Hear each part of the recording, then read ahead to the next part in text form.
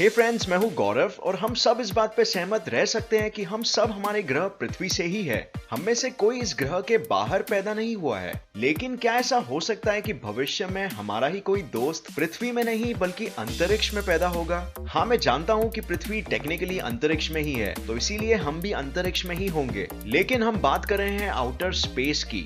इस वीडियो में आज हम यही जानेंगे कि क्या कोई जीव पृथ्वी के बाहर अंतरिक्ष में पैदा हो सकता है कि नहीं, और अगर हो भी सके तो उसमें औरों से क्या अंतर होगा। तो बिना समय गवाए चलिए शुरू करते हैं।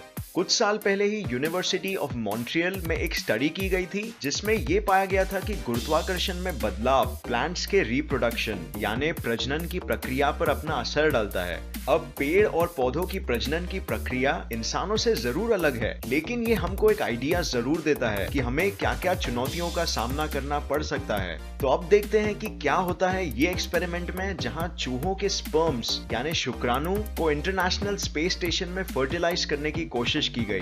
तो स्टडी के अंत में यह पाया गया कि चूहों के जन्म में किसी भी प्रकार की परेशानियां या एबनॉर्मलिटीज नहीं पाई गई। लेकिन इस स्टडी में चूहों ने प्रजनन स्पेस स्टेशन में नहीं किया था, बल्कि उनके स्पर्म सेल्स को फ्रीज ड्राई करके पृथ्वी से लाया गया था और स्पेस स्टेशन में फर्टिलाइज किया गया था। ऑफ कोर्स इंसानों और चूहों में भी काफी अंतर जरूर है, पर यह स्टडी हमें थोड़ा सकारात्मक जरूर फील कराती है। लेकिन अब सोचते हैं कि क्या होगा अगर इंसान अंतरिक्ष में जन्म ले सका तो किन किन चीजों का हमें ध्यान रखना होगा, और अगर हम ध्यान रख भी पाए तो इंसान का शरीर किस तरह दिखेगा।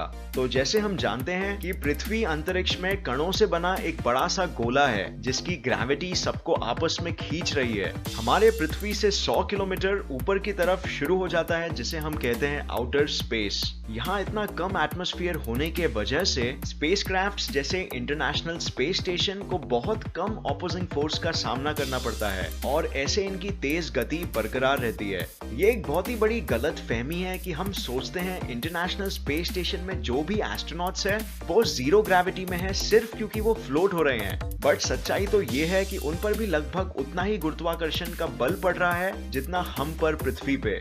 अगर हम एक ऊंची सी इमारत बना सके जो सीधा ऊपर तक पहुंच पाए जहां इंटरनेशनल स्पेस स्टेशन है, और अगर हम उसके ऊपर चल भी सके तो हम बिल्कुल ऐसा ही महसूस करेंगे जैसे हम पृथ्वी पे चल रहे हैं। पर ये एस्ट्रोनॉट्स इसीलिए फ्लोट होते हैं क्योंकि ये 28,000 किलोमीटर प्रति घंटे के स्पीड से पृथ्वी के चक्कर लगा रहे हैं। इनकी स्पीड इतनी है कि ये गिर रहे हैं उतनी स्पीड में जहां पृथ्वी इनके सामने से कर्व हो रहा है। तो इसीलिए ये हमेशा गिर रहे हैं पर पृथ्वी से कभी टकराते नहीं है। सोचिए कि क्या होगा अगर कोई एक लिफ्ट में हो और वो लिफ्ट नीचे गिरने लगती है। अब वो जो उस लिफ्ट में है पृथ्वी में होने के बावजूद कुछ पल के लिए ऐसा महसूस करेगा कि उसका वजन ही गायब हो गया है, और ठीक वैसा ही फील करेगा जैसे एस्ट्रोनॉट्स स्पेस स्टेशन के अंदर फील कर रहे हैं, क्योंकि स्पेस स्टेशन के साथ भी ऐसा ही हो रहा है। लेकिन इसका मतलब ये नहीं कि ग्रेविटी इन दोनों स्थितियों में अपना असर नहीं डाल रही है। लिफ्ट भी गिर रहा था नीचे और स्पेस स्टेशन भी गिर रहा है नीचे।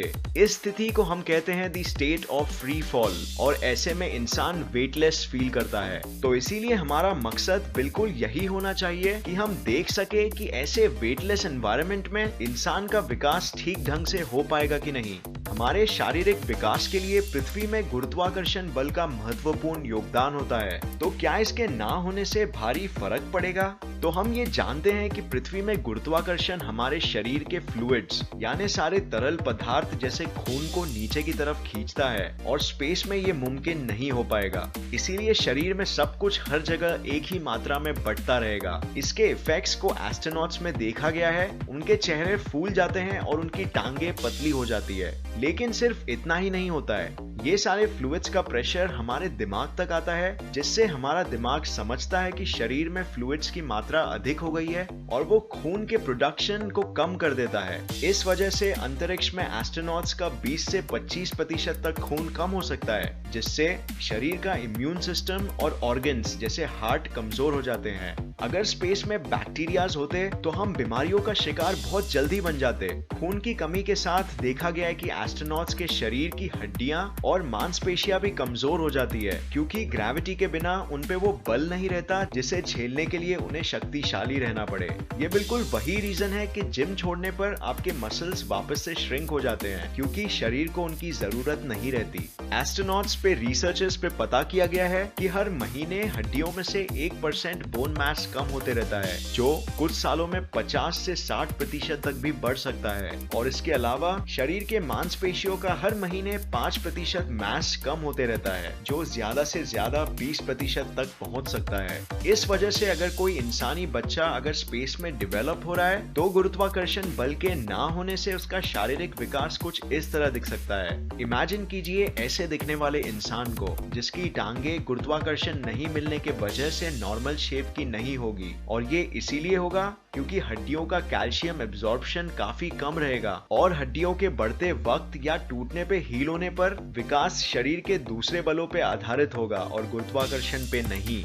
इसके साथ साथ ये भूलिए मत कि इन बच्चों में मांसपेशियां भी बहुत कम होगी, पतली टांगे और फुगे हुए चेहरे होंगे और दिमागी विकास भी ठीक तरीके से नहीं हो पाएगा, इसीलिए इन्हें भूलने की बीमारी या डिमेंशिया भी हो सकता है। लेकिन इसमें से बहुत सी चीजें जो हम कह रहे हैं आधारित है थियरी के बेसिस पे, और अब तक वास्तव में बहुत ही कम टेस्ट किए गए हैं और कुछ टेस्ट आगे के लिए भी रखे गए हैं। हम इस पे जितनी हो सके जानकारी इकट्ठा करने की कोशिश कर रहे हैं, और ये इसीलिए जरूरी है ताकि अगर कल हम इंसान स्पेस में या किसी दूसरे प्लैनेट में बस्ती बनाने की सोचते हैं तो हमें हमारे शरीर के लिमिटेशंस के बारे में जानना बहुत जरूरी होगा। तो इस वीडियो के लिए बस इतना ही। उम्मीद है ये वीडियो आपको पसंद आया और इससे नया कुछ जरूर सीखने मिला। तो फ्रेंड्स, आपको क्या लगता है, क्या हम कभी स्पेस के जीरो ग्रेविटी में जी पाएंगे? कमेंट कीजिए नीचे, हम जानना चाहेंगे। मुझे पर्सनली ये लगता है कि हमें किसी तरह नकली गुरुत्वाकर्षण बल का उत्पादन करना सीखना होगा ताकि हमारे शारीरिक प्रक्रियाओं में कोई बाधा ना आए। अगर आपको ये वीडियो पसंद आया तो इसे लाइक और शेयर करना मत भूलिए, और ऐसे ही साइंस वीडियोस के लिए इस चैनल को सब्सक्राइब करके नोटिफिकेशन बेल ऑन करना मत भूलिए। और मैं आपको नेक्स्ट वीडियो में मिलूंगा ऐसे ही किसी इंफॉर्मेटिव वीडियो के साथ। तब तक के लिए देखते रहिए और सीखते रहिए। जय हिंद।